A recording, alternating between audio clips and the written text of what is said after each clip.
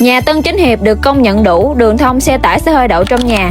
Với thiết kế 1 trệt 2 lầu, công năng sử dụng bao gồm 4 phòng ngủ, 4 toilet, sân phơi, full nội thất, khách chỉ xách vali vào ở thôi à. Vị trí căn này nằm ngay hẻm Á Châu, Huỳnh Thị 2, gần chợ Hạt Điều, Ủy ban Nhân dân phường, bệnh viện quận 12, trường học các cấp, thuận tiện di chuyển vào Gò Vấp, tiện ích xung quanh rất là đầy đủ.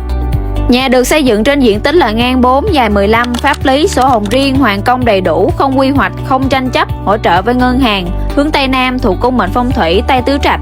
Nếu như anh chị thấy căn này phù hợp thì kết nối với em để được tư vấn và hỗ trợ đi xem nhà nhé.